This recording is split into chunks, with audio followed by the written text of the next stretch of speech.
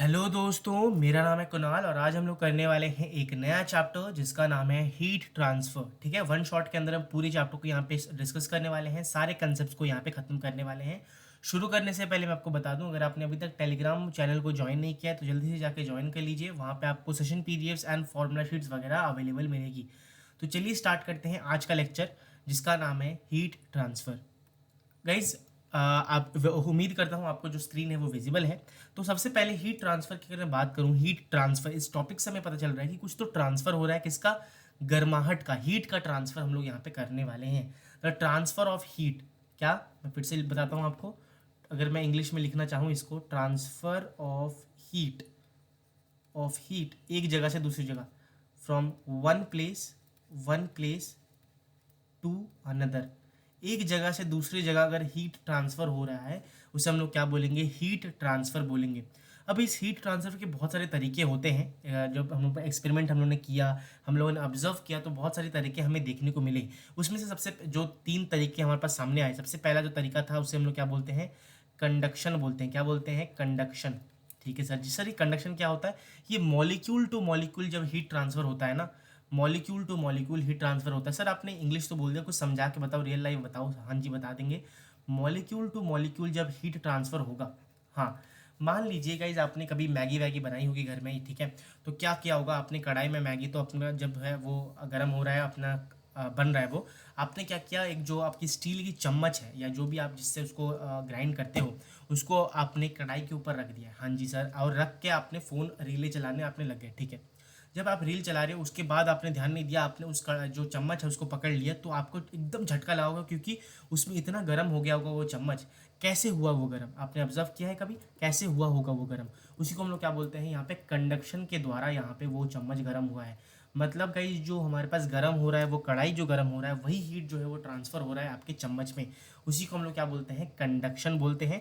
Conduction जो है वो हमारे पास हर जगह होता है, पर सॉलिड में ज़्यादा देखने को पाया गया है। सॉलिड में क्योंकि जो मॉलिक्यूल्स होते हैं वो पास पास होते हैं, इसीलिए हमारे पास सॉलिड में कंडक्शन ज़्यादा होता है एज़ कम्पेयर टू लिक्विड।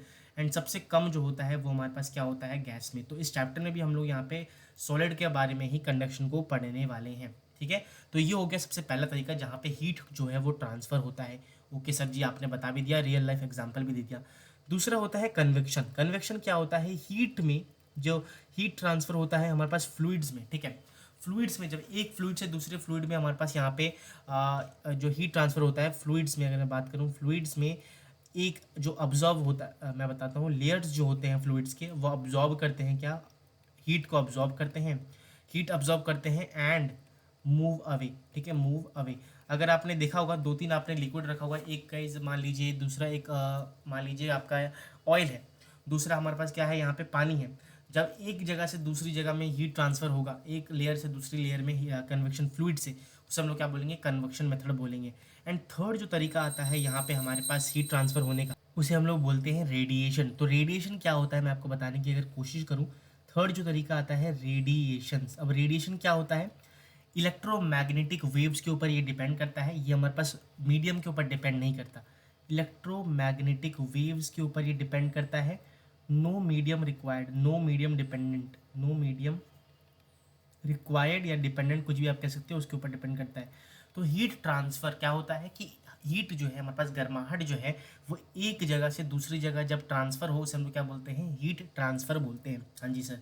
इस ट्रांसफ़र होने में हमारे पास तीन तरीके होते हैं। सबसे पहला तरीका होता है कंडक्शन, दूसरा तरीका होता है कन्वेक्शन, तीसरा तरीका होता है रेडिएशन, ठीक है। तो गाइज़, आपके लिए मैंने एक यहाँ पे इमेज भी बना दिया है, एक ड्राइंग सही बना दिया है। वैसे तो आप देख सकते हो कि मेरी ड्राइंग बहुत बेकार है, बट फिर भी मैंने ट्राई किया है आप सबको समझाने के लिए एक एग्जांपल के थ्रू, कि अगर आप कुछ बना रहे हो कढ़ाई पे, वहाँ पे आग लगाया आपने, ठीक है, मतलब गैस पे ऑफ कोर्स। तो वो जो हीट निकल रही है वो आपके जो हमारे पास पैन है वहाँ से, चम्मच से हमारे पास यहाँ पे एंड ऑफ दिस पॉइंट हमारे पास यहाँ पे हीट आपको मिल रही है। तो मॉलिक्यूल टू मॉलिक्यूल, यहाँ के मॉलिक्यूल यहाँ पे ट्रांसफ़र करते हैं हीट, यहाँ से फिर ऐसे करके करते करते करते हमारे पास क्या होता है? आपको लास्ट जो हमारे पास यहाँ पे है वहाँ पे हीट ट्रांसफ़र होते जाता है, ठीक है। तो ये हो गया हमारे पास बेसिक जो टर्मिनोलॉजीज थी, कैसे कैसे क्या क्या तरीके होते हैं हीट ट्रांसफ़र होने के, वो मैंने आपको यहाँ पे बता दिया है। अगर मैं बात करूँ अभी दूसरे तरीके की, अब जो है दूसरे टॉपिक्स के आगे बढ़ते हैं। कंडक्शन जो मैंने आपको बताया, इसमें दो टाइप के स्टेट्स आते हैं। सबसे पहला स्टेट होता है variable state and steady state. ये क्या होता है सर बता दीजिए। बिल्कुल बताएंगे, बिल्कुल बताएंगे। स्टेडी स्टेट की अगर मैं बात करूँ, स्टेडी स्टेट और वेरिएबल स्टेट की, ठीक है, सबसे पहले एग्जाम्पल के थ्रू समझाता हूँ आपको, एग्जाम्पल के थ्रू समझाता हूँ, एक सेकेंड। हाँ सॉरी गाइज। हाँ, बात करूं अगर मैं वेरिएबल स्टेट की, मान लेते हैं मेरे पास एक रॉड है, ठीक है, मैंने एक रॉड ले लिया यहाँ पे, और उस रॉड को मैंने क्या किया, यहाँ पे हीट दिया, ठीक है, यहाँ पे मैंने क्या किया, हीट दिया। ओके सर जी, थोड़ा सा हीट ऐसे दिखा देता हूँ। हाँ, जब मैंने हीट दिया, मान लेते हैं कि यहाँ का जो टेम्परेचर है, मान लेते हैं ये 10 डिग्री सेल्सियस बन गया, और जो है यहाँ के मॉलिक्यूल्स यहाँ पे फिर हीट को ट्रांसफ़र करेंगे, तो यहाँ पे फिर क्या हो गया, बीच में जाके 5 डिग्री सेल्सियस हो गया, फिर लास्ट तक जाते जाते जाते जाते यहाँ पे हमारे पास 1 डिग्री सेल्सियस बन गया, ठीक है। अब मैं हीट कॉन्टीन्यूस है, ये कॉन्टीन्यूस मैं दिए जा रहा हूँ, कॉन्टीन्यूस हीट जो है वो मैं दिए जा रहा हूँ। एंड फिर से क्या हुआ, कुछ समय बाद मैंने यहाँ पे नोटिस किया ये जो रॉड था वो बहुत गर्म हो गया है, मतलब थोड़ा सा और गर्म हो गया ऑफकोर्स। तो और गर्म होके मान लेते हैं ये हो गया हमारे पास 50 डिग्री सेल्सियस, ये वैसे ही हमारे पास 20 डिग्री सेल्सियस हो गया होगा यहाँ पे चेंज होते होते, और यहाँ पे मान लेते हैं इसका 10 डिग्री सेल्सियस हो गया, ठीक है। ओके सर जी, अब मान लेते हैं और भी गर्म हुआ ये, और हमारे पास कंटिन्यूसली और गर्म होता गया होता गया होता गया, और यहाँ पे आके ना मान लेते हैं आके आके यहाँ पे इस रॉड में क्या हुआ, फिर ये जो है हमारे पास रॉड वापस से और गर्म हो गया थोड़ा सा, मान लेते हैं ये गर्म होकर हमारे पास 80 डिग्री सेल्सियस बन गया, ये हमारे पास 50 डिग्री सेल्सियस बन गया, और ये हमारे पास यहाँ पे मान लेते हैं 15 डिग्री सेल्सियस बन गया, ठीक है, मान लिया, जस्ट एग्जाम्पल है, ठीक है। ये रैंडम वैल्यूज़ में ले रहा हूँ, ऐसा कुछ वो नहीं है, आपको पता चल रहा होगा कि रैंडम वैल्यूज़ है, मैं सिर्फ ऐसे एग्जाम्पल समझाने के लिए आपको ले रहा हूँ। फिर और जब हीट हुआ, आपको यहाँ पे देखने को मिला कि यहाँ पे और जब मैंने हीट किया, कहीं देख सको एरो का मतलब ये होता है कि और हम लोग हीट करे जा रहे हैं, हमने नोटिस किया यहाँ पे वही सेम 80 डिग्री सेल्सियस है, ये हमारे पास 50 डिग्री सेल्सियस है, ये हमारे पास वही 15 डिग्री सेल्सियस है। तो इसका मतलब जब मैं ये मान लेता हूँ, ये ए डायग्राम है, ये ए डायग्राम है, ये हमारे पास बी डायग्राम है, ये हमारे पास सी डायग्राम है, और ये हमारे पास मान लेते हैं डी डायग्राम है, ठीक है। जब मैं सी डायग्राम से डी डायग्राम जा रहा हूँ, तो सी डायग्राम से जब मैं डी डायग्राम जा रहा हूँ, तो ये जो है हमारे पास स्टेडी स्टेट अप्रोच हो गया। स्टेडी स्टेट मतलब अब जो है जितना भी आप हीट दो वो ट्रांसफ़र करता जाएगा, ट्रांसफ़र करता जाएगा, वो और जो है उसकी जो टेम्परेचर है वो चेंज नहीं होगा। तो इसे हम लोग क्या बोलेंगे, स्टेडी स्टेट यहाँ पे हम लोग घोषित कर देंगे। इसे हम लोग क्या बोलेंगे, स्टेडी स्टेट बोलेंगे। तो ए से बी, बी से सी जो था वो क्या था, हमारे पास वेरिएबल स्टेट था, मतलब चेंज हो रहा था, टेम्परेचर चेंज हो रहा था रॉड का। बट यहीं पे अगर मैं बात करता हूँ सी से लेकर डी तक, ये हमारे पास क्या हो गया, स्टेडी स्टेट बन गया, बिकॉज यहाँ पे हमारे पास और जो है इसके बाद नो चेंज, इसके बाद टेम्परेचर नो चेंज, ठीक है। तो उम्मीद करता हूँ आपको मैंने समझाने में जो है मैं कुछ आपको समझ में आया होगा कि variable state and steady state में क्या डिफरेंस होता है। उम्मीद करता हूँ आपको समझ में आया होगा। अब जो है स्टेडी स्टेट में हम लोग जो भी यहाँ पे कैलकुलेशंस हम लोग जो पढ़ने वाले हैं वो हम लोग स्टेडी स्टेट में ही पढ़ने वाले हैं। तो मैं अगर बताना चाहूँ आपको, अंडर स्टेडी स्टेट, ठीक है, अंडर स्टेडी स्टेट मतलब अब जब टेम्परेचर चेंज नहीं हो रहा है एक टाइम के बाद, अंडर स्टेडी स्टेट होता क्या है, हमारे पास जो टेम्परेचर है, temperature of temperature at different area of rod, different areas, वो क्या हो जाएंगी यहाँ पे, कांस्टेंट हो जाएगी, वो और चेंज नहीं होने वाली है, वो क्या हो जाएंगी, कांस्टेंट हो जाएगी, एक फिक्स वैल्यू में अटक जाएगी जाके, जैसे हम लोगों ने रॉड के केस में देखा था। एंड दूसरा क्या था कि हीट पासिंग थ्रू देम, जो हीट पास कर रही है उस रॉड से, पासिंग थ्रू देम, वो क्या हो जाएंगी, ईच एरिया से सेम होगा, ईच एरिया क्या हो जाएगा, सेम हो जाएगा, वो भी नहीं बदलने वाला, ठीक है, वो भी नहीं बदलने वाला, मतलब पूरे रॉड का टेम्परेचर सेम नहीं है। देखो यहाँ पे गाइस ये बहुत लोगों को कन्फ्यूजन होता है कि पूरे रॉड का टेम्परेचर जो है वो सेम नहीं हो जाएगा, वो कांस्टेंट हो जाएगा, मतलब जैसे 80 डिग्री 50 डिग्री 10 डिग्री वो और चेंज नहीं होगा। बट यहाँ पे हमारे पास जो हीट पास कर रहा है वो हमारे पास यहाँ पे क्या हो जाएगा, सेम हो जाएगा, ठीक है। हीट हर एरिया से जो पास कर रहा है वो सिमिलर या सेम कॉन्स्टेंट हो जाएगा, ठीक है। टेम्परेचर ऑफ रॉड, टेम्परेचर मैं लिख भी देता हूँ यहाँ पे, टेम्परेचर ऑफ रॉड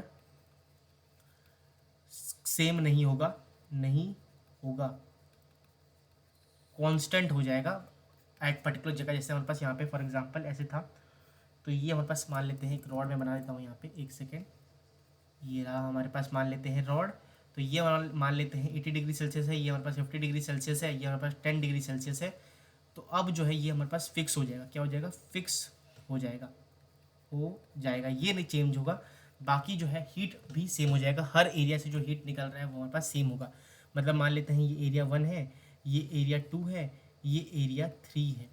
तो यहाँ पे मैं ये कमेंट कर सकता हूँ, क्या कमेंट कर सकता हूँ मैं यहाँ पे बताता हूँ, एक सेकंड गाइस, थोड़ा सा कलर चेंज कर देता हूँ जिससे अच्छा लगे। हाँ, heat through area A1, A2 and A3 वो हमारे पास सेम होगा, ठीक है।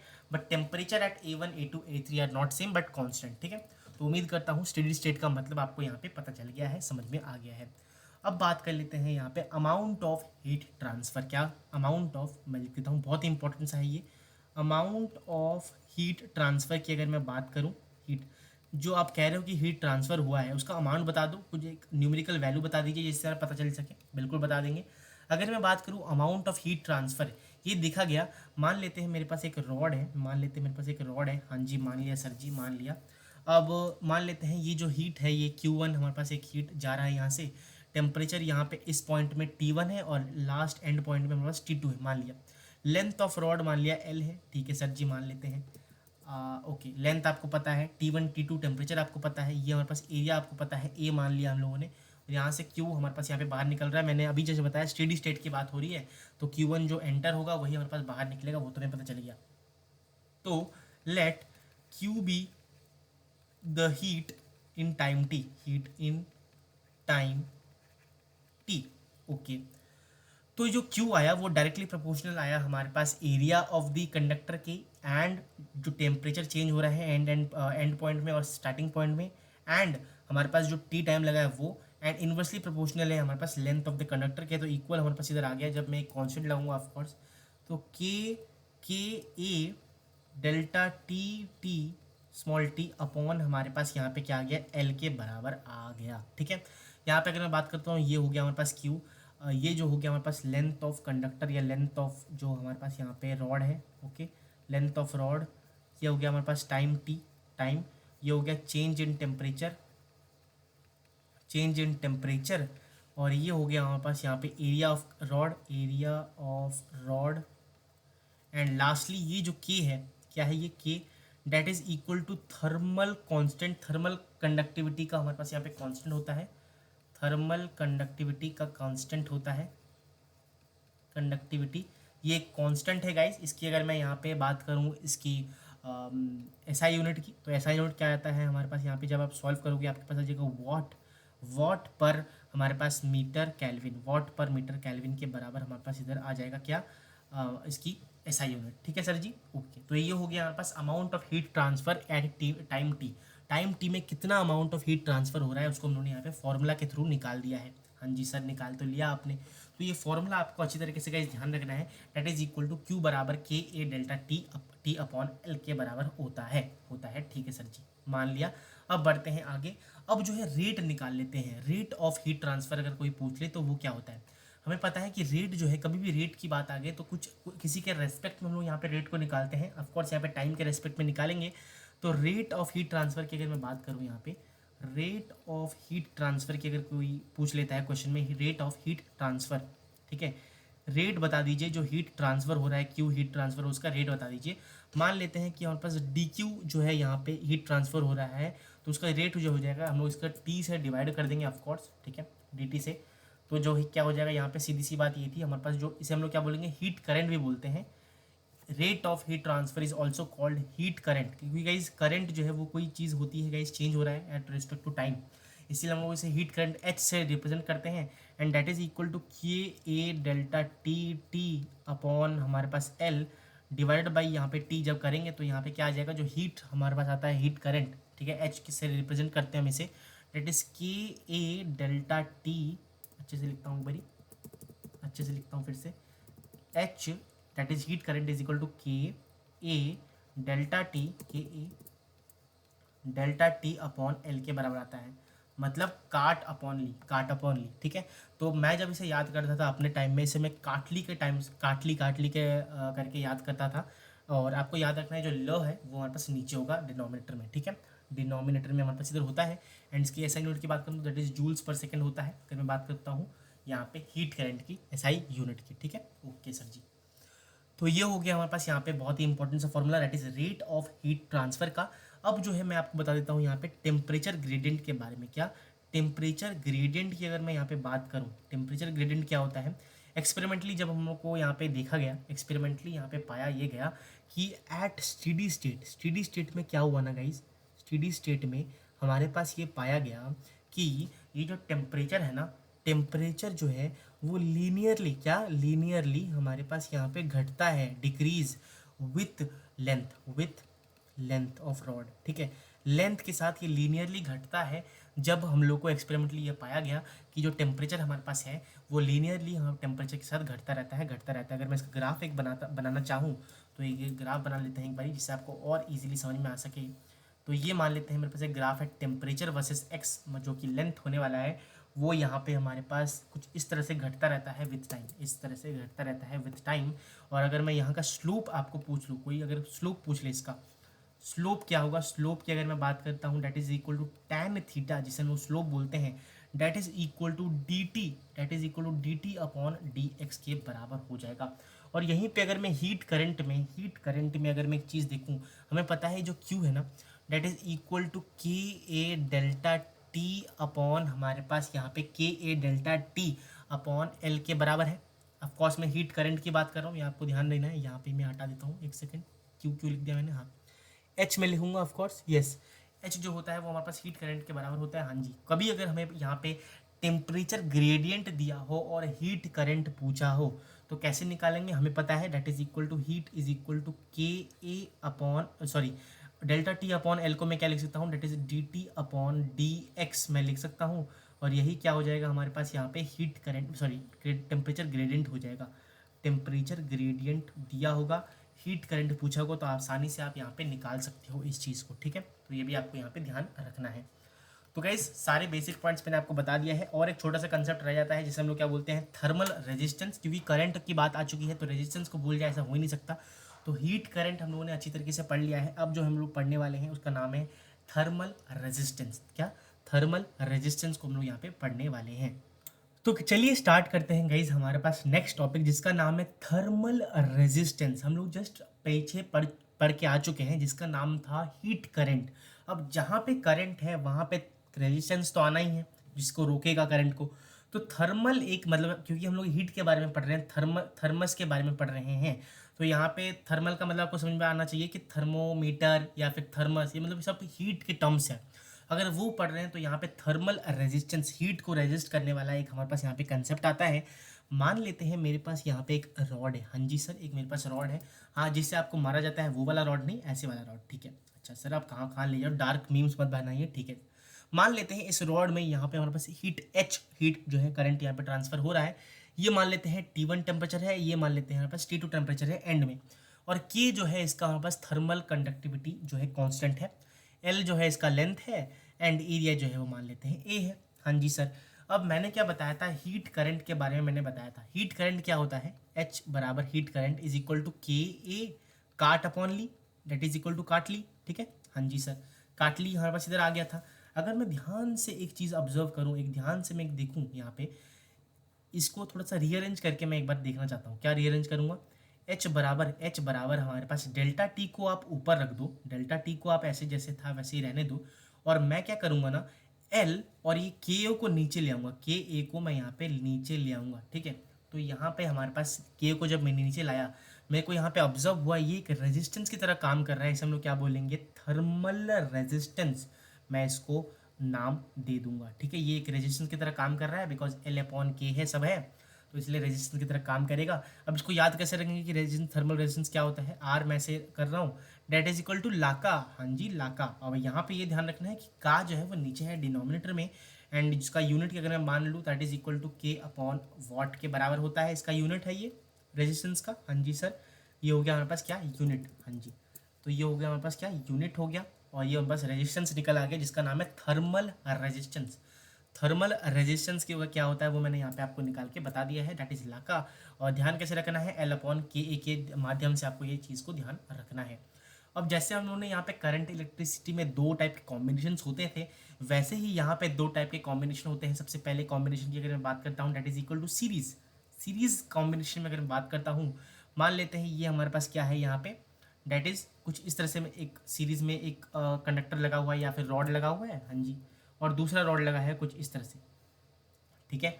मान लेते हैं इसका टेम्परेचर T1 है, इसका टेम्परेचर T2 है, ये हीट जा रहा है H, और यहाँ पे हमारे पास K मान लेते हैं इसका ये है। तो इसका अगर कोई K इक्विवेलेंट पूछ लिया जाए, क्या पूछ लिया जाए, K इक्विवेलेंट पूछ लिया जाए, K इक्विवेलेंट पूछ लिया जाए तो कैसे निकालेंगे बता दीजिए, बिल्कुल बताएंगे। तो ध्यान से एक चीज़ देखिए, जैसे मैं मान लेता हूँ यहाँ पे जो हीट H निकल रहा है, क्योंकि हमें पता है कि सीरीज़ है, जैसे हम लोगों ने अगर करंट इलेक्ट्रिसिटी आपने पढ़ा है तो सीरीज़ में करंट जो है वो सेम रहता है। तो अगर H करंट यहाँ से पास कर रहा है, मतलब यहाँ से अगर H करंट पास कर रहा है तो यहाँ से भी H करंट होगा। और ये जो है एक मान लेते हैं इसके बीच का, ये हमारे पास K1 है, इसका जो हमारे पास थर्मल कंडक्टिविटी, इसका मान लेते हैं K2 है। जो थीटा है वो क्या है, बहुत ही इंपॉर्टेंट सा है, जंक्शन हमारे पास टेम्परेचर से बोलते हैं, क्या बोलते हैं, जंक्शन टेम्परेचर बोलते हैं।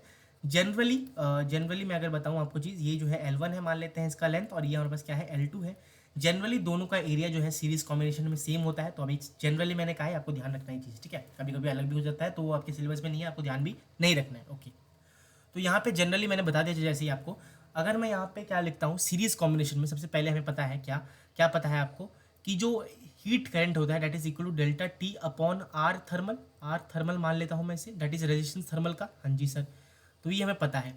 अगर मैं सबसे पहले वाले रॉड के लिए, रॉड 1 के लिए अगर मैं यहाँ पे हीट लिखूँ, heat current is equal to क्या हो जाएगा, टेम्परेचर डेल्टा टी कितना हो जाएगा, that is equal to theta minus T1 upon हमारे पास आर थर्मल, नेट मान लेते हैं R1 इसका जो है रेजिस्टेंस है, ठीक है, आर थर्मल का, ओके।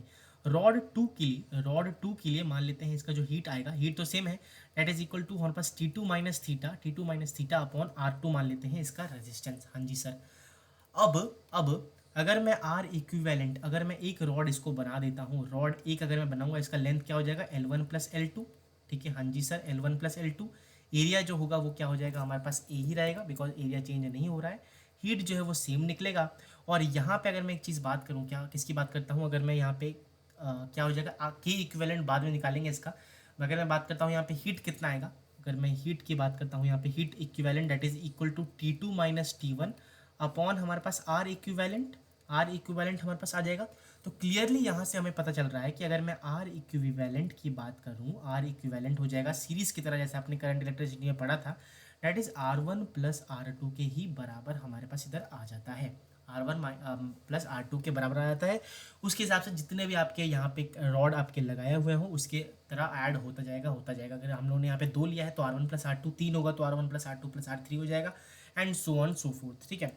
अब अगर मैं एक चीज़ जो कि बहुत ज़्यादा इंपॉर्टेंट है जो पूछा जाता है, वो क्या होता है, इक्विवेलेंट के इक्विवेलेंट, ठीक है। तो के इक्विवेलेंट अगर हमें निकालना है, ठीक है, डेट इज थर्मल कंडक्टिविटी का इक्विवेलेंट कितना होगा सीरीज में अगर मैं कनेक्ट कर रहा हूँ, हमें पता है के जो होगा डेट इज इक्वल टू हमारे पास कितना हो जाएगा, के की अगर मैं बात करूँ, ठीक है, वो कितना हो जाएगा बता दीजिए। तो ध्यान से देखिए, हम लोगों ने अभी जस्ट क्या निकाला, के इक्विवेलेंट हमें निकालना है, और हमें पता है जस्ट हम लोगों ने यहाँ पे निकाला सीरीज कॉम्बिनेशन में आर इक्विवेलेंट आता है R1 + R2, हाँ जी सर। और अगर मैं आर इक्विवेलेंट को फॉर्मूला में लिखूँ, डेट इज इक्वल टू लाका के बराबर होता है, अभी जस्ट मैंने बताया, तो लाका यहाँ पे आर इक्विवेलेंट का लाका की बात करता हूँ, that is L1 + L2 upon K equivalent A, हाँ जी sir, is equal to L1 upon K1 A, हाँ जी sir, K1A plus L2 upon K2A के बराबर आएगा, हाँ जी सर, K2A के बराबर आएगा।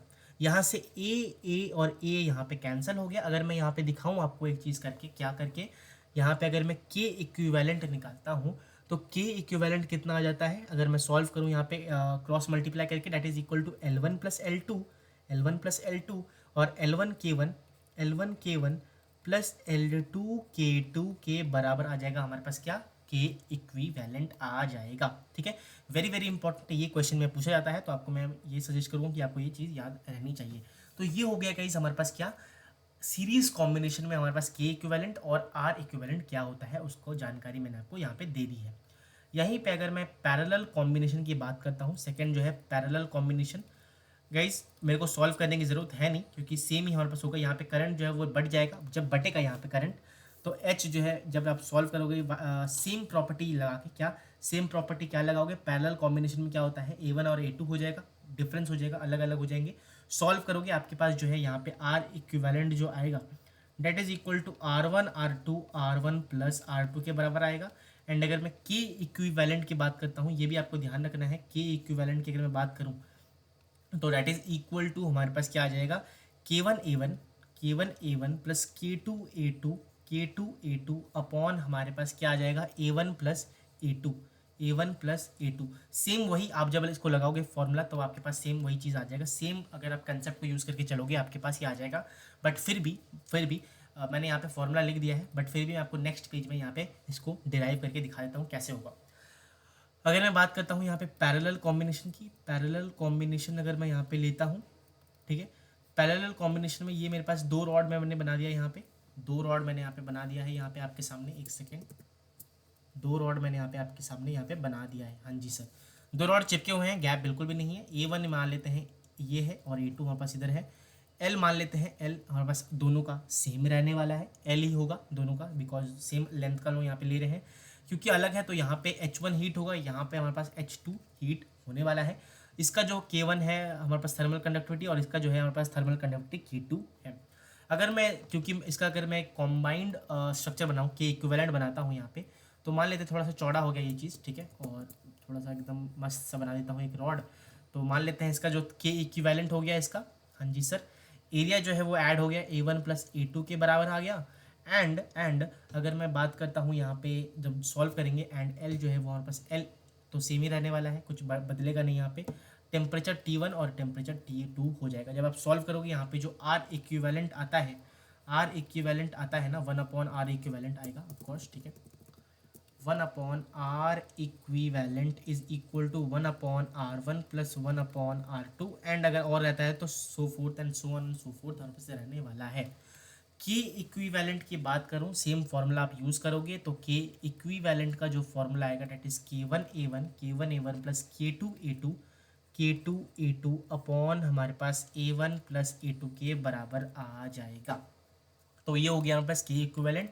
एक छोटा सा कंसेप्ट आता है, नोट करके मैं लिखवाना चाहूँगा, पता नहीं किसने किसने नोटिस किया है कि नहीं। यहाँ पे जब मैंने बताया था, मान लेते हैं मेरे पास एक रॉड है, ठीक है, और एक रॉड हमारे पास ये है, दोनों को मैंने सीरीज़ में कनेक्ट किया है। ऑफकोर्स सीरीज़ में मैंने यहाँ पे क्या कर दिया है, कनेक्ट कर दिया है कुछ इस तरह से, ठीक है, ऐसे कनेक्ट कर दिया है ना, हाँ जी। और इसका मान लेते हैं हीट, क्योंकि सीरीज़ में है तो ये हमारे पास हीट सेम रहने वाला है। ये जो है लेंथ L1 है, ये लेंथ L2 है, वो तो सब आपने समझा दिया था। ये है क्या हमारे पास, क्या था ये, हाँ जी ये बताता हूँ, बिल्कुल बताएंगे। ये जो था हमारे पास टेम्परेचर T1 था, ये टेम्परेचर T2 था। बट पता नहीं किसने मिस किया या क्या किया है, ये मैंने एक चीज़ बताया था, जो है जंक्शन टेम्परेचर थीटा, ये क्या था हमारे पास, जंक्शन टेम्परेचर। कभी क्वेश्चन में वैसे तो पूछा अभी तक, हाँ गया है, ठीक है, जंक्शन टेम्परेचर थीटा की वैल्यू अगर कोई पूछ ले तो वो क्या होता है मैं आपको बताता हूँ। वैसे तो इसका फॉर्मूला होता है, बट मैं आपको फॉर्मूला याद करने को नहीं बोलूँगा, बिकॉज कंसेप्ट याद रखो, फॉर्मूला अपने आप यहाँ पे डिराइव हो जाएगा। कभी भी अगर हमारे पास यहाँ पे टेम्परेचर पूछा जाए, जंक्शन टेम्परेचर, आपको दोनों रॉड को अलग अलग करके यहाँ पे दिखना है। अगर मैं यहाँ पे पता है हीट जो है दोनों का सेम है, अगर हीट दोनों का सेम है, हमें पता है कि heat of 1 is equal to heat of 2, हाँ जी सर, मान लेते हैं वो हीट ऑफ H है, heat of 1 is equal to heat of 2 is equal to H मान लेते हैं इसको। तो T1 माइनस थीटा अपॉन हमारे पास R1 इज इक्वल टू हो जाएगा हमारे पास थीटा माइनस T2 अपॉन हमारे पास R2। बिकॉज हमें पता है कि जो करंट है, हीट करंट है, वो हाइयर टेम्परेचर से लोअर टेम्परेचर फ्लो करता है। तो T1 को हम लोगों ने यहाँ पे मान लिया हाइयर टेम्परेचर, तो हाइयर माइनस लोअर, और ऐसे करके हम लोग यहाँ पे लगाएंगे तो इजीली हमारे पास यहाँ पे जंक्शन टेम्परेचर निकल के आ जाएगा। जब ऐसे रिजॉल्व करके, मतलब इस तरफ से क्रॉस मल्टीप्लाई करके निकालोगे तो आपके पास फॉर्मूला तो आ जाएगा। बट मैं आपको ये रिकमेंड करूँगा कि फॉर्मूला याद ना रखें, आपको ये चीज़ ध्यान रखनी है, जब भी आपको ये पूछा जाए हीट जंक्शन टेम्परेचर बता दीजिए, आपको दोनों को कंपेयर करके यहाँ पे आपको निकाल देना है। हाँ जी सर, समझ में आ गया। अच्छा, अब बढ़ते हैं हम आगे नेक्स्ट टॉपिक्स की ओर। तो गाइज अब हम लोगों ने सक्सेसफुली पूरे कंसेप्ट, कंडक्शन का सारा कंसेप्ट डिस्कस कर लिया है, जिसमें कंडक्शन के द्वारा कहाँ कहाँ पे हीट जो है वो ट्रांसफ़र होता है उसके बारे में अच्छी तरीके से डिस्कस कर लिया है। अब जो है हम लोग डिस्कस करने वाले हैं रेडिएशंस के बारे में। किसके बारे में, जो थर्ड वाला था हमारे पास रेडिएशंस, उसके बारे में, रेडिएशन के द्वारा कैसे हीट ट्रांसफ़र होता है उसके बारे में हम लोग यहाँ पे डिस्कस करने वाले हैं। सर रेडिएशन के द्वारा कैसे हीट ट्रांसफ़र होता है उसमें जो सबसे पहले जो हमारे पास साइंटिस्ट भैया जी आए जिन्होंने उनका थ्योरी दिया, जिनका नाम था हमारे पास प्रीवॉस्ट थ्योरी। सॉरी अगर मैंने यहाँ पे प्रोनाउंस गलत किया हो तो, मेरा कोई इंटेंशन नहीं था, बट हो जाता है कभी कभी, माफ़ करिएगा मेरे को, ठीक है। मेरे को मीम में वायरल मत कर दीजिएगा, हाँ मेरे लेक्चर्स को वायरल करिएगा, उससे कुछ फ़ायदा होगा सबके लिए भी, जो इस जो है यहाँ पे जेई मीन्स WBJ मतलब कुछ भी पढ़ना चाहता है, फिजिक्स को अच्छी तरीके से समझना चाहता है तो, ठीक है।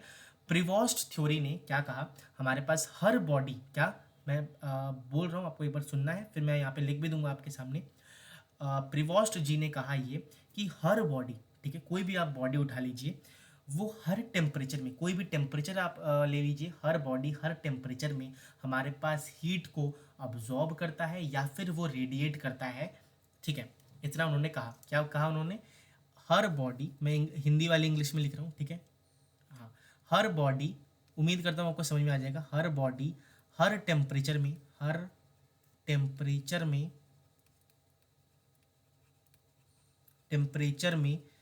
हीट रेडिएट और अब्जॉर्ब करता है, ठीक है।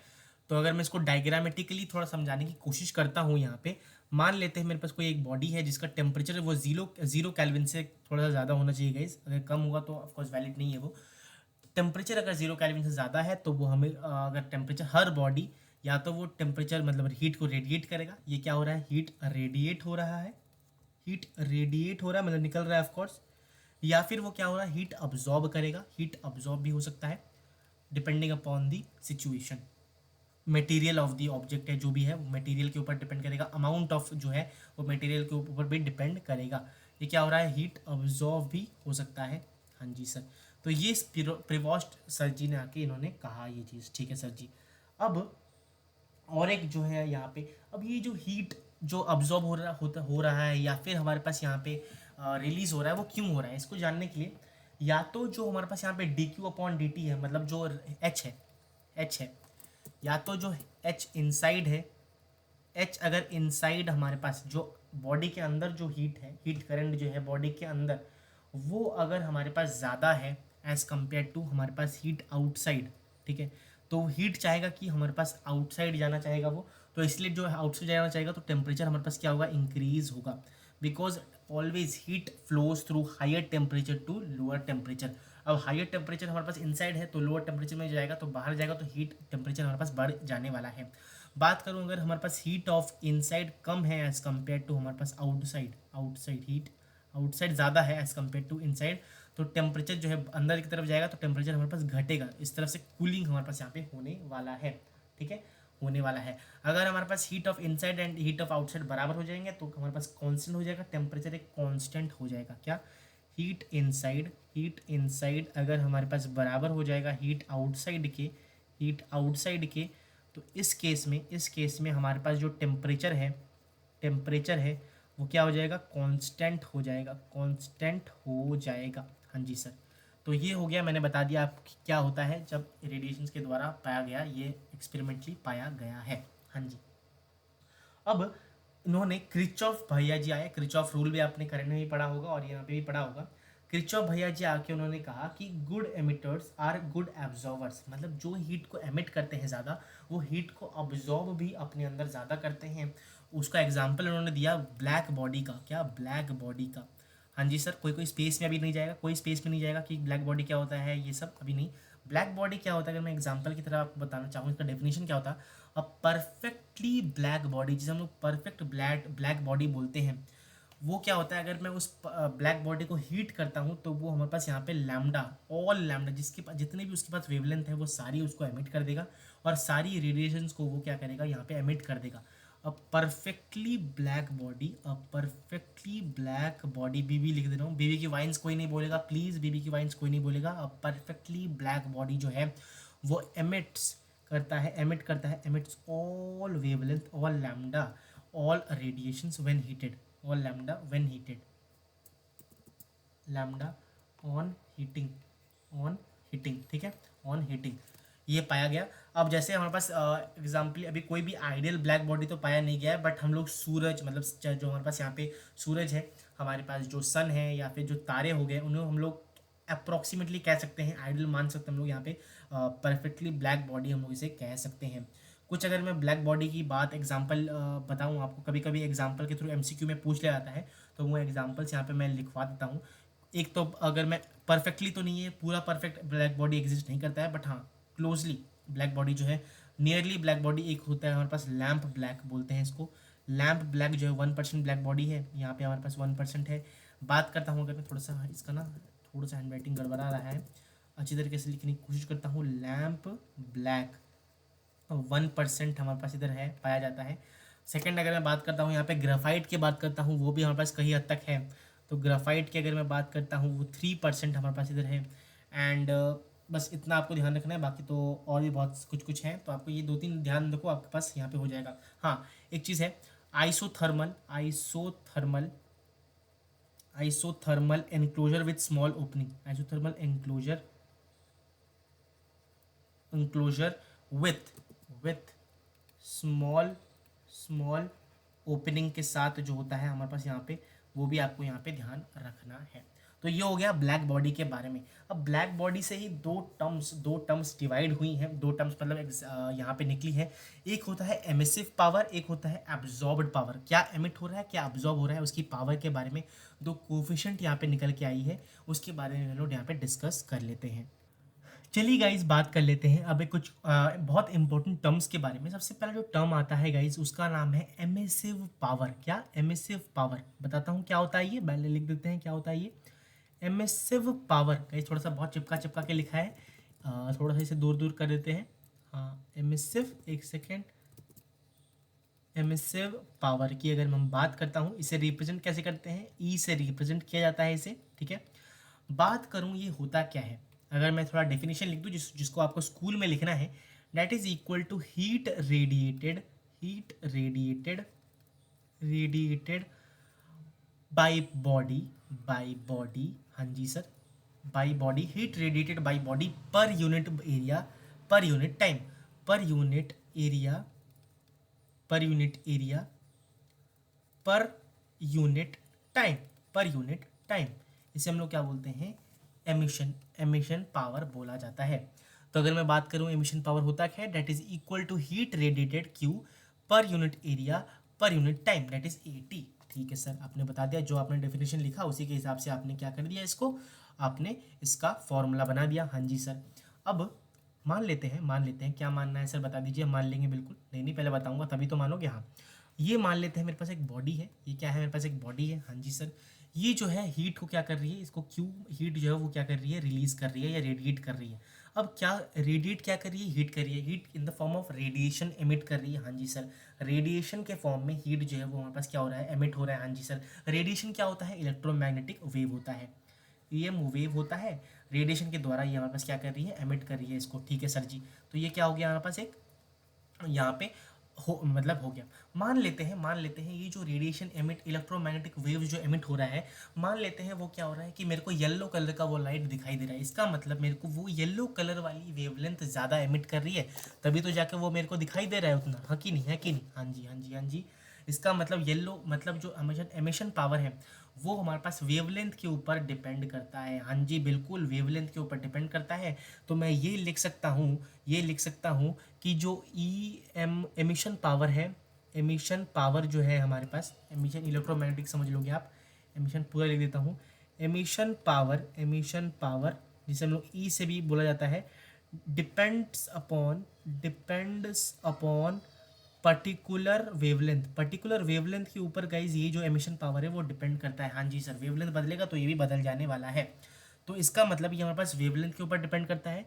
एंड क्योंकि अलग अलग वेवलेंथ पे अलग अलग टेम्परेचर होता है, तो टेम्परेचर के ऊपर भी ये जो है डिपेंड करता है। अगर ये डिपेंड करता है तो मैं अगर इसको वेवलेंथ के टर्म्स में एमिशन पावर को लिखना चाहूँ तो ई बराबर हो जाएगा क्यू लैम्डा अपॉन हमारे पास ए टी के बराबर हो जाएगा। हाँ कि नहीं, है कि नहीं, जल्दी बता दीजिए, जल्दी बता दीजिए। हाँ जी क्या मैंने बोला, फिर से बताता हूँ आपको। कोई भी अगर पर्टिकुलर, मैं आपको बताना चाहूँ, कोई भी पर्टिकुलर वेवलेंथ का अगर वहाँ पे ब्लैक बॉडी को एमिट कर रहा है, कोई भी पर्टिकुलर वेवलेंथ का लाइट अगर वो हीट के फॉर्म में एमिट कर रहा है, रेडिएशन के फॉर्म में, तो उस केस में जो हमारे पास emission power of particular lambda is equal to Q, जो हीट रिलीज कर रहा है पर्टिकुलर लैम्डा में, अपॉन हमारे पास क्या हो जाएगा, ए टी के बराबर हो जाएगा, पर्टिकुलर लैम्डा के बराबर हो जाएगा। हाँ जी।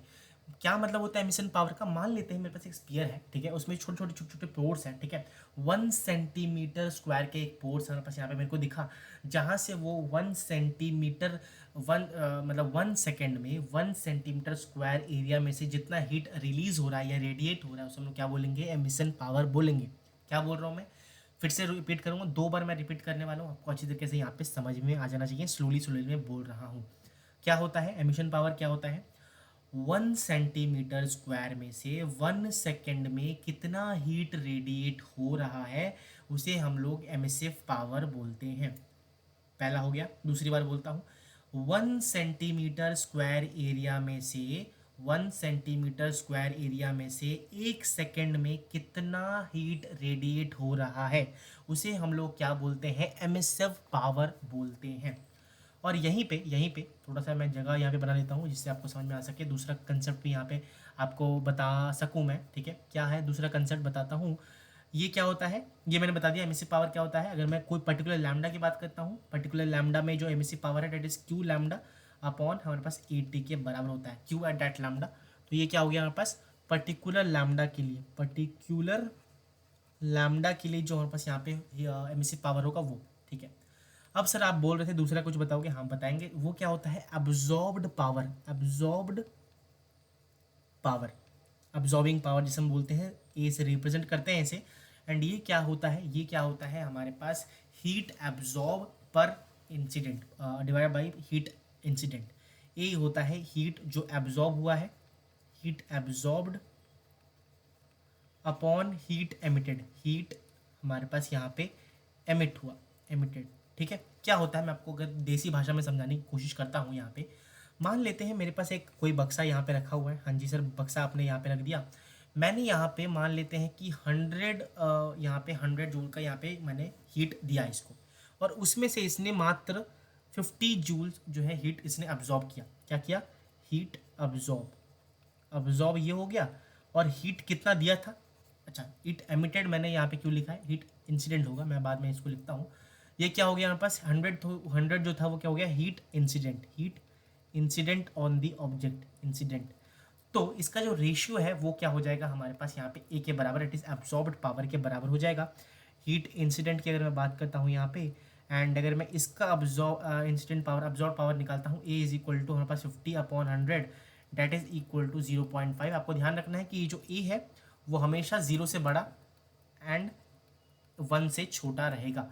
एंड 1 के बराबर कब होगा, A is equal to 1, lambda is equal to 1 black body के लिए, परफेक्टली ब्लैक बॉडी के लिए, ब्लैक बॉडी के लिए जो ए लैम्डा की वैल्यू होती है पर्टिकुलर लैम्डा के लिए, वो हमारे पास 1 के बराबर होती है, 1 के बराबर होती है। हाँ जी सर, समझ में आ गया। तो ये 2 कंसेप्ट बहुत ज़्यादा इंपॉर्टेंट है। अब जो है हम लोग कुछ और भी पढ़ने वाले हैं आगे इस चैप्टर में, उससे पहले मैं आपको एक छोटा सा लॉ बताने वाला हूँ, जिसका नाम क्या है, जिसका नाम क्या है, बता दीजिए बता दीजिए बता दीजिए, जिसका नाम है वीन्स डिस्प्लेसमेंट लॉ, वीन्स का डिस्प्लेसमेंट लॉ। वीन्स भैया जी आके एक लॉ देते हैं जिसका नाम है, वीन्स के नाम से ही पड़ा है ये लॉ, और जिसका नाम है वीन्स डिस्प्लेसमेंट लॉ। क्या है ये लॉ, बता देते हैं, बिल्कुल बताएंगे। वीन्स डिस्प्लेसमेंट लॉ की अगर मैं यहाँ पे बात करूँ, डिस्प्लेसमेंट लॉ की अगर मैं गाइज यहाँ पे बात करता हूँ, वो क्या होता है, अगर मैं पहले बताने की कोशिश करूँ, थोड़ा सा टेढ़ा हो गया लिखने में, बट एक सेकेंड, यहाँ पे हमारे पास मैं फिर से लिखने की कोशिश करता हूँ। डिस्प्लेसमेंट लॉ क्या होता है, ये लॉ मैं अगर बताने की कोशिश करता हूँ, यहाँ पे ये इंटेंसिटी और हमारे पास यहाँ पे इंटेंसिटी और वेवलेंथ के बीच का एक ग्राफ ये बताते हैं। और ये क्या बताते हैं, मैं अगर एक ग्राफ बनाने की कोशिश करता हूँ बताने की, जब इन्होंने ग्राफ बनाया है intensity that is equal to हमारे पास intensity that is Q upon A T, Q upon A T के बीच ग्राफ और लैम्डा के साथ, तो इनको कुछ इस तरह का ग्राफ मिला, कुछ इस तरह से आपको यहाँ पे ग्राफ नज़र उनको आया। और ये जो हमारे पास यहाँ पे आया, यहाँ पे इस केस में यहाँ पे जाके हमारे पास लैम्डा मैक्सिमम में इंटेंसिटी आपको देखने को मैक्सिमम मिली थी, और इस पॉइंट को हम लोग क्या बोलते हैं, लैम्डा मैक्सिमम। और ये लैम्डा मैक्सिमम को क्या इन्होंने बताया कि मान लेते हैं हमारे पास यहाँ पे कुछ इस तरह से है, ये मान लेते हैं T1 टेम्परेचर में कुछ इस तरह का है, मान लेते हैं T2 टेम्परेचर में कुछ इस तरह का होगा, एंड T3 टेम्परेचर में कुछ हमारे पास यहाँ पे आएगा। तो अलग अलग केस में हमारे पास लैम्डा मैक्सिमम अलग अलग जगह आएंगी, अलग अलग टेम्परेचर में हमारे पास लैम्डा मैक्सिमम अलग अलग आपको देखने को मिलेंगी यहाँ पे, ठीक है। फॉर इस केस में हमारे पास क्या देखने को मिला, लैम्डा अगर मैं T2 लेता हूँ तो इस केस में हमारे पास यहाँ पे होगा, अगर मैं T1 देता हूँ तो कुछ इस तरह से आपको देखने को मिलेगा, लैम्डा 1 2 3 ऐसे। तो इस केस में मान लेते हैं T3 is greater than T2 is greater then हमारे पास T1, ऐसे मैंने लिया। तो इसका मतलब लैम्डा मैक्सिमम जो है 3 का वो ज़्यादा होगा लैम्डा मैक्सिमम 2 के, एंड लैम्डा मैक्सिमम हमारे पास 3 के, लैम्डा मैक्सिमम सॉरी 1 के, ठीक है। तो इसका मतलब हमारे पास पता चल गया कि लैम्डा जो है, लैम्डा मैक्सिमम जो है वो डायरेक्टली प्रोपोर्शनल है हमारे पास टेम्परेचर के। जब मैं यहाँ पे टेम्परेचर को मतलब जो डायरेक्टली प्रोपोर्शनल वाला सिंबल है उसे हटाता हूँ, तो lambda maximum is equal to हमारे पास यहाँ पे आ जाता है BT के बराबर आ जाता है। Lambda maximum is equal to, अगर मैं यहाँ पे ऐसे हटा देता हूँ, मैं कॉन्स्टेंट दूंगा, that is equal to B, lambda maximum T is equal to B के बराबर आता है। और ये जो होता है, मैं अगर ऐसे लिखना चाहूँ यहाँ पे, lambda 1 T1 is equal to lambda 2 T2 के बराबर। आप मतलब क्योंकि डायरेक्टली प्रोपोर्शनल है, इक्वल आता है, तो इसके बराबर हम लोग लिख सकते हैं। तो मैं ऐसा कहना चाहता हूँ इसको। एक चीज़ मैंने बहुत बड़ी एक मिस्टेक यहाँ पे कर दी है, क्या होता है वो मिस्टेक बताता हूँ यहाँ पे, वापस से करता हूँ, कुछ समझाने की कोशिश करता हूँ। यहाँ पे गलती से मैंने यहाँ पे कर दिया था, आई am really sorry for that, really sorry for that. T3 जो है वो ज़्यादा है T2 से एंड देन T1, तो इसका मतलब जो लैम्डा है वो हमारे पास उल्टा आ जाएगा। यहाँ पे मैंने गलत लिख दिया था, लैम्डा जो है आप क्लियरली आपको दिख रहा होगा यहाँ पे, तो लैम्डा जो मैक्सिमम 3 है वो सबसे कम है as compare to lambda maximum 2, and then हमारे पास लैम्डा मैक्सिमम 1 सबसे ज़्यादा हो जाएगा। तो यहाँ पे क्लियरली हमें पता चल रहा है कि lambda maximum is inversely proportional to 1/T। और यहाँ पे अगर मैं सिंबल हटाता हूँ डायरेक्टली प्रोपोर्शनल इनवर्सली प्रोपोर्शनल का, तो lambda maximum T is equal to हमारे पास एक constant, that is Wien's constant, displacement constant B के बराबर होता है ये, और ये होता है TB के, तो यहाँ पे B के बराबर होता है। तो lambda 1 T1 is equal to lambda 2 T2 के बराबर हमारे पास इधर आ जाएगा। अगर मैं B की वैल्यू जो है, वैल्यू जो कांस्टेंट आया था B की वैल्यू अगर कोई पूछे, दैट इज इक्वल टू 2.89 के करीब कुछ आता है, multiplied by 10 to the power, I am really sorry, एक सेकंड फिर से लिखता हूँ, B की इज इक्वल टू 2.89 इंटू 10 की पावर हमारे पास -3 के बराबर आ जाती है, -3 के बराबर हमारे पास इधर आ जाती है। अच्छा ठीक है सर जी। अब जो है कलर ऑफ रेडिएशन जब मैं टेम्परेचर के बढ़ाता हूँ या घटाता हूँ उसके ऊपर कैसे हमारे पास यहाँ पे असर पड़ेगा। हमें पता है कि वेब ज्योर, यहाँ पे देखो वेब ज्योर की अगर मैं यहाँ पे बात करता हूँ, एक सेकेंड, वेब ज्योर, ठीक है, हमें पता है, एक सेकेंड थोड़ा सा ऊपर की तरफ लिखने की कोशिश करता हूँ, वेब ज्योर, ठीक है। अगर मैं ऊपर नीचे से ऊपर जाऊँ, रेड से वायलेट की तरफ जाऊँ, तो लैम्डा जो है मतलब वेवलेंथ डिक्रीज हो रहा है, और टेम्परेचर हमें पता है, इसी को यूज़ करके टेम्परेचर हमारे पास यहाँ पे बढ़ने वाला है, टेम्परेचर यहाँ पे हमारे पास क्या होने वाला है, बढ़ने वाला है ऑफकोर्स, क्योंकि temperature and lambda is inversely proportional to each other. मान लेते हैं मेरे पास कोई ऑब्जेक्ट है, ठीक है, मैंने उसे हीट किया एंड हीट होके ये हमारे पास रेड हॉट हो गया, रेड हॉट हमारे पास जिसे बोलते हैं एट टेम्परेचर T1, ठीक है। और फिर उसको और हम लोगों ने हीट किया तो ये हमारे पास क्या हो गया, येलो हॉट हो गया, क्या हो गया, येलो हॉट हो गया एट टेम्परेचर T2। फिर से इसे हीट किया, फिर से इसे हम लोगों ने हीट किया और हीट किया जब हम लोगों ने, तो ये T3 हो गया इसका टेम्परेचर, जिसे हम लोग क्या बोलते हैं, इसे ब्लू हॉट मान लिया मैंने। तो हमें क्लियरली पता है कि ब्लू हॉट मतलब ऊपर से नीचे जब जा रहे हैं हम लोग, मतलब ब्लू का जो वेवलेंथ है वो हमारे पास क्या हो रहा है, ऊपर से नीचे के लिए हमारे पास वेवलेंथ डिक्रीज हो रहा है, मतलब ब्लू का वेवलेंथ नीचे है, तो T3 is greater than T2, and then हमारे पास यहाँ पे मैं ये कह सकता हूँ कि lambda is inversely proportional to temperature. तो क्लियरली T3 इज इनवर्सली मतलब T3 is greater than T2 is greater than T1 के बराबर हो जाएगा। By using Wien's displacement law we can tell this कि कोई भी ऑब्जेक्ट को अगर मैं हीट कर रहा हूँ तो T1 होता है रेड हॉट हो जाता है, तो रेड की वेवलेंथ सबसे ज़्यादा है, तो अगर वेवलेंथ ज़्यादा है तो टेम्परेचर सबसे कम हो जाएगा, तो T1 की टेम्परेचर सबसे कम हो जाएगी। ओके सर जी, तो आपने समझा दिया कि वीन्स डिस्प्लेसमेंट लॉ क्या है, विद द एग्जाम्पल भी मैंने आपको समझाने की कोशिश यहाँ पे की है। ओके, अब बढ़ते हैं आगे, दूसरा लॉ पढ़ते हैं जिसका नाम है स्टीफेंस लॉ। स्टीफेंस लॉ के बारे में हम लोग यहाँ पे पढ़ने वाले हैं।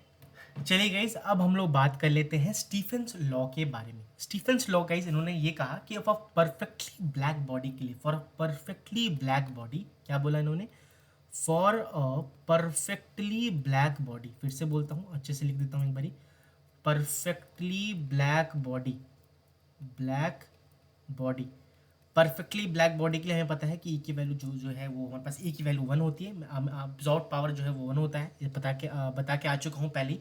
तो इन्होंने कहा कि अब for a perfectly black body, I am really sorry जो मैं अटका था अभी, for a perfectly black body Stephen's law ये कहता है कि एक परफेक्टली ब्लैक बॉडी के लिए जो इंटेंसिटी है ना, जो इंटेंसिटी है ना, जो इंटेंसिटी है वो डायरेक्टली प्रोपोर्शनल होता है टेम्परेचर की पावर 4 की, टेम्परेचर की पावर 4 के डायरेक्टली प्रोपोर्शनल होता है। सॉरी इन्वर्सली कह रहा हूँ, क्या हो रहा है आज, आई am really sorry for that, ठीक है। कोई भी अगर दिक्कत आ रही हो, आई am really sorry for that guys आज के लिए। हाँ, तो जो है इंटेंसिटी डायरेक्टली प्रोपोर्शनल होता है टी की पावर 4 के साथ। हमें पता है कि intensity is equal to Q upon हमारे पास ए टी के बराबर होता है, ए टी के बराबर होता है, is directly proportional to T की पावर 4।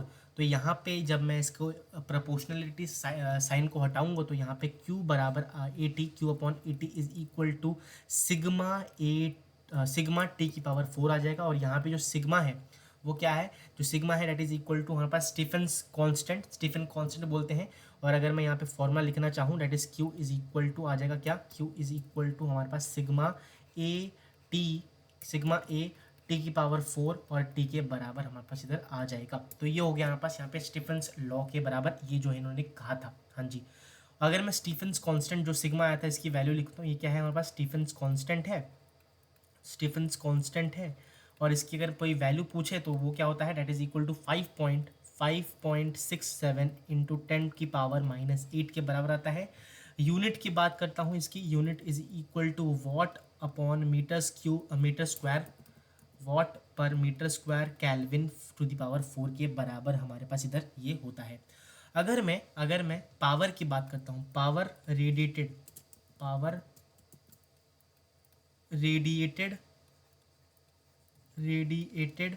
बाई ब्लैक बॉडी की बात हो रही है, तो ब्लैक बॉडी की बात करता हूँ, that is equal to D Q upon D T के बराबर होता है, हीट पर यूनिट टाइम के बराबर होता है। तो अगर मैं यहाँ पे देखूँ power radiated by B B, ठीक है, ब्लैक बॉडी से जो पावर रेडिएट हो रही है that is equal to sigma A T की पावर 4 के बराबर आ जाएगा, बिकॉज टी और टी कैंसिल हो जाएंगी। कोई और बॉडी जिसमें अनदर बॉडी ब्लैक बॉडी नहीं है उसकी बात अगर मैं करता हूँ, यहाँ पे सेकेंड पॉइंट, यहाँ पे power for any other body की अगर मैं यहाँ पे बात करूँ, एनी अदर बॉडी, तो जो पावर रेडिएट होगा, पावर एनी अदर, मैं यहाँ पे एनी लिख देता हूँ यहाँ पे, ठीक है, दैट इज इक्वल टू यहाँ पे ई वाली जो टर्म है वो ऐड हो जाएगी, ई सिग्मा ए टी की पावर 4 के बराबर हमारे पास इधर आ जाएगा। दिस इज क्या, एमिसिविटी, दिस इज एमिसिविटी अलग है ये गाइज, ये एमिसिव पावर नहीं है, एमिसिविटी है। एंड इसकी जो वैल्यू है वो ये जो है 1 से मतलब 0 से लेकर 1 के बीच में लाई करती है हमारे पास। 1 जो है ब्लैक बॉडी हो जाएगा तो वो एक ही बात हो जाएगा, तो ये आपको ध्यान रखना है। तो power radiated by black body is equal to sigma A T to the power 4। And अगर कोई और बॉडी है, ब्लैक बॉडी नहीं है, तो that is equal to E sigma A T power 4 के बराबर हमारे पास इधर होता है। तो स्टीफेंस लॉ मैंने आपको यहाँ पे समझा दिया है। कुछ और वेरिएशंस हम लोग यहाँ पे डिस्कस करने वाले हैं स्टीफेंस लॉ की, तो वो हम लोग यहाँ पे देख लेते हैं क्या क्या है वेरिएशंस, बताता हूँ। ये हमारे पास आ जाता है सबसे पहला वेरिएशन, मान लेते हैं व्हेन सराउंडिंग का टेम्परेचर इज गिवन।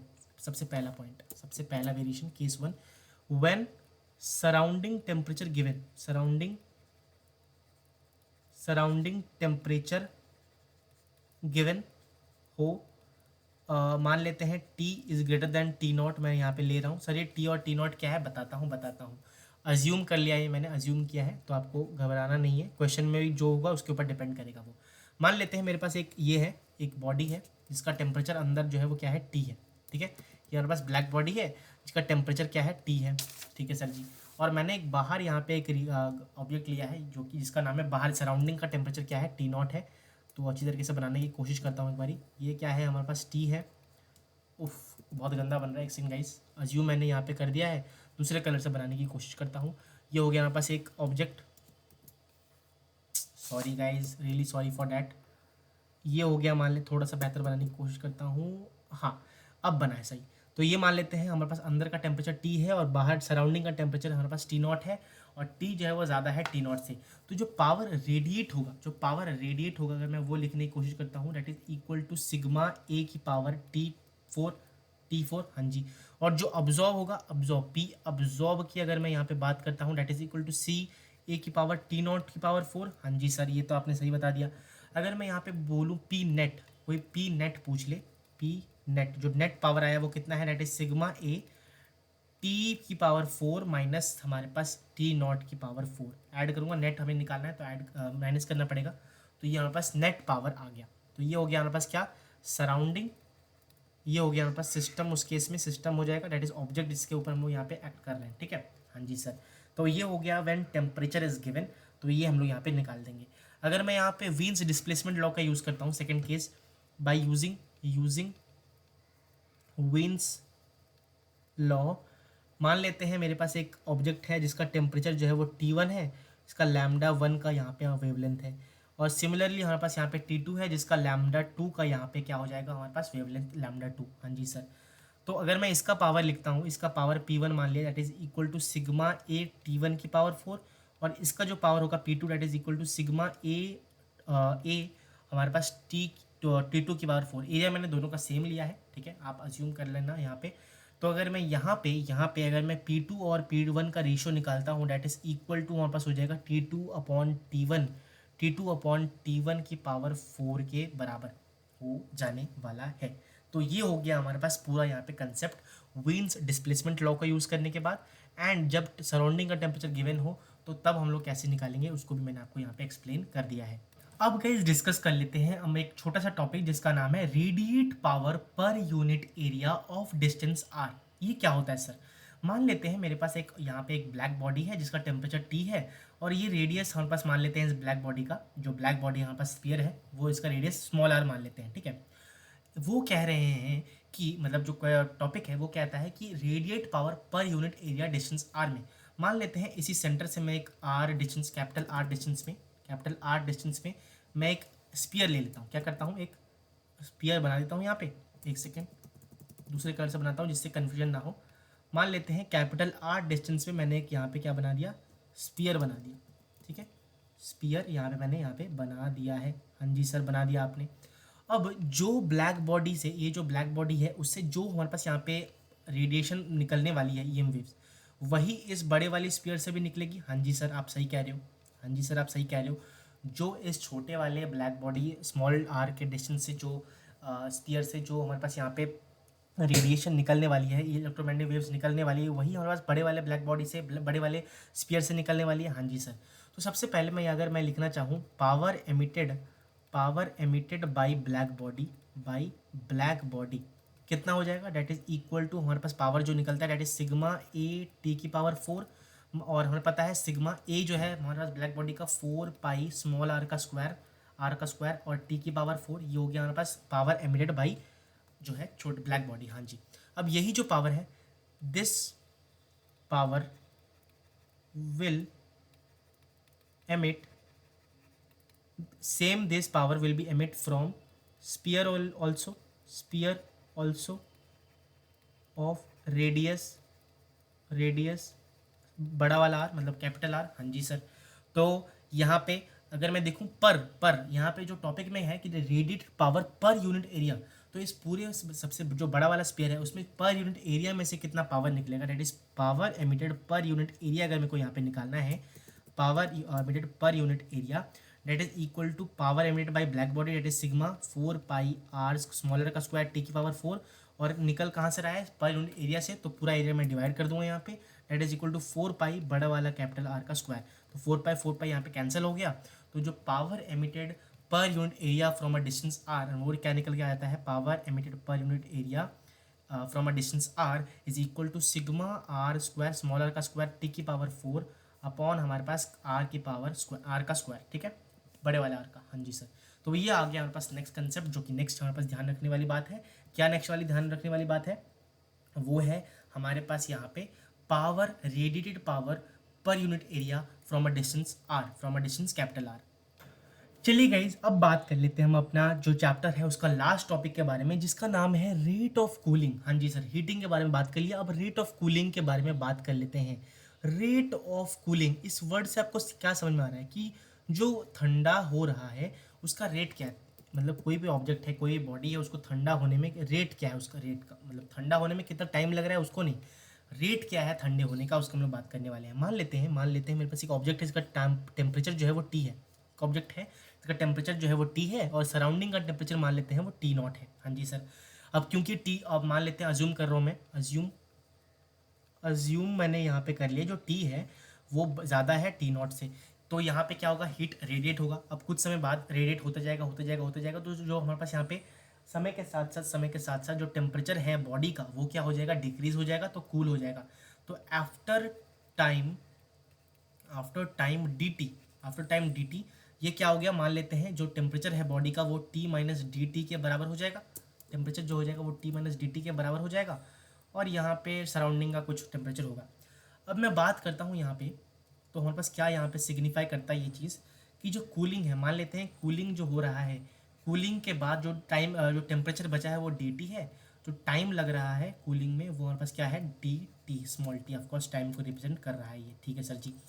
तो जो रेट ऑफ कूलिंग है, तो यहाँ से हमें क्लियरली पता चल रहा है जो रेट ऑफ कूलिंग है, हाँ जी sir, rate of cooling is equal to D T upon हमारे पास डी टी। करेक्ट। हाँ जी सर।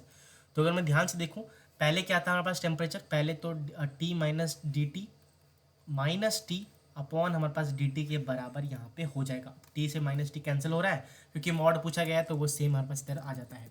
तो क्लियरली हमारे पास समझ में आ गया कि rate of cooling is change in temperature upon हमारे पास टाइम कितना लग रहा है वो।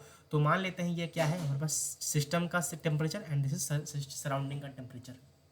तो यहाँ पे न्यूटन्स लॉ ऑफ कूलिंग आता है। न्यूटन सर जी ने क्या कहा, न्यूटन्स लॉ ऑफ कूलिंग, इन्होंने क्या कहा, Newton's law of cooling says, या जो है रिफर करता है क्या, कि जो हमारे पास टेम्परेचर रेट ऑफ कूलिंग है, rate of cooling very very important, rate of cooling is directly proportional to temperature of body minus temperature of surrounding. ठीक है। एग्जाम्पल के थ्रू अगर मैं समझाने की कोशिश करता हूँ आपको, मान लेते हैं मेरे पास एक गर्म चाय की प्याली हो, नहीं और कुछ नहीं, और कुछ मैं गाना मत समझना। मान लेते हैं मेरे पास चाय की कप है, ठीक है, इसका जो हमारे पास कप है उसका टेम्परेचर 40 डिग्री सेल्सियस है और बाहर का टेम्परेचर 25 डिग्री सेल्सियस है। हाँ जी सर। और यहाँ पे दूसरे एक कप है, यहाँ पे इसका मान लेते हैं 50 डिग्री सेल्सियस है और ये हमारे पास क्या है, 25 डिग्री सेल्सियस है। तो रेट ऑफ कूलिंग किसका ज़्यादा है, अगर मैं पहले वाले कप की बात करता हूँ, जो रेट ऑफ कूलिंग है वो मतलब पहले तो डेल्टा हम लोग यहाँ पे टेम्परेचर निकाल लेते हैं। डेल्टा टी अगर मैं यहाँ पे निकालूँ तो 40 माइनस बॉडी का माइनस सराउंडिंग का 25 में अगर यहाँ पे करता हूँ, डेट इज़ 15, यहाँ पे मेरे पास आ गया 15 डिग्री सेल्सियस। और यहाँ पे अगर मैं डेल्टा T2 निकालता हूँ, डेट इज़ डेल्टा T1 और डेल्टा T2 निकाला मैंने यहाँ पे, तो 50 माइनस 25 यहाँ पे मैंने निकाली, that is equal to 25 degree Celsius. तो क्योंकि 50 वाले कप है, मतलब 50 डिग्री वाला सेल्सियस वाला जो कप है उसका जो डेल्टा टी ज़्यादा आ रहा है, तो वी नो कि rate of cooling is directly proportional to delta T, temperature of body minus temperature of surrounding. तो इसका मतलब ये जो है रेट ऑफ कूलिंग ये वाले कप का ज़्यादा है एज कम्पेयर टू ऊपर वाले कप का। ठीक है। एग्जाम्पल दिया था इसलिए मैं यहाँ पे मिटा रहा हूँ इसको, आपको सिर्फ ध्यान रखना है जो मैंने आपको बताया आपको यहाँ पे, कि न्यूटन भाई जी ने ये कहा कि जो रेट ऑफ कूलिंग है, क्या कहा, rate of cooling is directly proportional to temperature of the body minus temperature of the surrounding, temperature of the body minus temperature of the surrounding के डायरेक्टली प्रोपोर्शनल होता है। ठीक है सर जी, आपने बता दिया। और क्या है आगे बताइए। हाँ बिल्कुल बताएंगे, एक सेकेंड, पहले तो ये मैं थोड़ा सा इसे रिमूव कर देता हूँ। तो गाइज अब क्योंकि मैंने आपको जस्ट बताया पीछे ही कि न्यूटन लॉ ऑफ कूलिंग में इन्होंने क्या बोला, न्यूटन रेट ऑफ कूलिंग में इन्होंने क्या कमेंट किया कि जो रेट ऑफ कूलिंग है, मैं फिर से एक बार दोहरा रहा हूँ, rate of cooling is directly proportional to temperature of the body minus temperature of the surrounding के बारे में बताया। अब मैं यहाँ पे एक चीज़ बताना चाहता हूँ। मान लेते हैं मेरे पास एक बॉडी है, जिसका टेम्परेचर क्या है, बॉडी टेम्परेचर T1, वो क्या हो गया, कन्वर्ट हो गया एट टाइम t, उसका टेम्परेचर क्या हो गया, टेम्परेचर हमारे पास टाइम t के बाद T2 हो गया टेम्परेचर, और सराउंडिंग का टेम्परेचर T0 है। तो मैं अज्यूम कर रहा हूँ T1 सबसे ज़्यादा है, फिर T2 एंड देन सबसे कम जो है वो T0 है। ठीक है सर जी। तो न्यूटन सर जी ने क्या कहा, न्यूटन सर जी ने कहा था कि जो रेट ऑफ कूलिंग है, rate of cooling is directly proportional to जो temperature of body minus temperature of surrounding, हाँ जी सर। रेट ऑफ कूलिंग को मैं क्या लिख सकता हूँ, that is D T minus D T, D T minus D T directly proportional to T B minus T S, हाँ जी सर, हाँ जी सर। ओके, बता दीजिए आगे क्या करना होगा।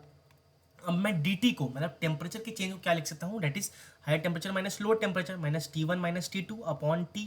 और मैं इस डायरेक्टली प्रोपोर्शनल वाले साइन को हटा के क्या लिख सकता हूँ, के बराबर कर देता हूँ, ठीक है। Temperature of body minus temperature of surrounding. Sir temperature of the surrounding तो हमें पता है, ठीक है, मान लिया। टेम्परेचर ऑफ बॉडी कैसे निकालूं, टेम्परेचर ऑफ बॉडी कैसे निकालूं, ये तो दिक्कत होगी, बता दीजिए कैसे निकालेंगे, बिल्कुल बताएंगे। T1 minus T2 upon T, ये हो गया रेट ऑफ कूलिंग, बराबर है K times TB minus TS। अब टेम्परेचर ऑफ बॉडी निकालने के लिए, क्योंकि गाइस T1 तो ये हो गया, ये T2 हो गया, टेम्परेचर चेंज हो रहा है, कैसे हम लोग यहाँ पे टेम्परेचर ऑफ बॉडी निकालेंगे, इसीलिए क्योंकि इसीलिए इसका नाम जो है एवरेज फॉर्म है, इसीलिए हम लोग क्या लेते हैं यहाँ पे, टेम्परेचर ऑफ बॉडी का एवरेज यहाँ पे ले लिया जाएगा। तो that is T1 minus T2 upon T, upon T is equal to K times the temperature of body को मैं क्या लिख सकता हूँ, अप्रॉक्सीमेट वैल्यू लिख सकता हूँ, एवरेज ले लूंगा इसका टेम्परेचर ऑफ बॉडी का। तो T1 plus T2 upon 2 minus TS that is temperature of surrounding. ये हो गया हमारे पास क्या, average form of Newton's law of cooling, Newton's law of cooling का एवरेज फॉर्म हमारे पास इधर हो जाता है। तो जो भी क्वेश्चन आपके पूछ जाते हैं इस फॉर्मूले से हो जाता है। वैसे तो बहुत ज़्यादा इंपॉर्टेंट फॉर्मूला है, बट आपको ध्यान रखना है कि ये आया कैसे है। रेट ऑफ कूलिंग हमें ध्यान रखना है कि क्या होता है। न्यूटन सर जी ने ये कहा था कि rate of cooling is directly proportional to temperature of body minus temperature of surrounding. जब हम इसे रीअरेंज किया उन्होंने यहाँ पे, तो जो टेम्परेचर ऑफ बॉडी है उसको उन्होंने यहाँ पे एवरेज फॉर्म ले लिया, date is T1 plus T2 upon 2 के बराबर ले लिया है। तो गाइज इसी के साथ आज का ये चैप्टर खत्म होता है। सारे कंसेप्ट को उन्होंने यहाँ पे डिस्कस कर लिया है, सारे डिस्कस हम लोगों ने कर लिए हैं। और गाइज इसी के साथ पूरा हीट ट्रांसफर हमारे पास वन शॉट के अंदर खत्म होता है। सारे क्वेश्चंस अगर बन जाते हैं तो हम लोग बाद में इसको कवर करने वाले हैं। और इसी के साथ मिलते हैं ऐसे ही एक नेक्स्ट चैप्टर के साथ। And yes, thanks for watching. Don't forget to join the Telegram channel guys, उसका लिंक जो है वो डिस्क्रिप्शन में मिल जाने वाला है। एंड उसके साथ साथ आपको फॉर्मूला शीट्स भी वहाँ पे अगर मिल जाएगा, अगर आप ज्वाइन करते हो तो मैंने बहुत ट्राई किया है गाइज आपको एक मिनिमम टाइम के अंदर पूरे चैप्टर का, क्योंकि गाइज हीट ट्रांसफर बहुत ही इंपॉर्टेंट चैप्टर है, उसको रिवाइज कराने का मैंने यहाँ पे बहुत ट्राई किया है। तो अगर आपको कुछ भी सीखने को मिला हो इस आज के लेक्चर से तो please guys hit the like button, please please please. And अपने दोस्तों के साथ जो है इस लेक्चर को शेयर कीजिए, जिससे ये जो छोटा सा चैनल है वो ग्रो कर सके। वैसे भी धीरे धीरे ग्रो कर रहा है, बट फिर भी मैं चाहता हूँ कि जो है आप सबके प्यार की वजह से ये और ज़्यादा जो है यहाँ पे हमारे पास चैनल ग्रो कर सके। तो guys that's all for today. Please join कर लीजिएगा टेलीग्राम चैनल को। मिलते हैं ऐसे एक नई वीडियो के साथ, तब तक के लिए thank you so much, bye bye.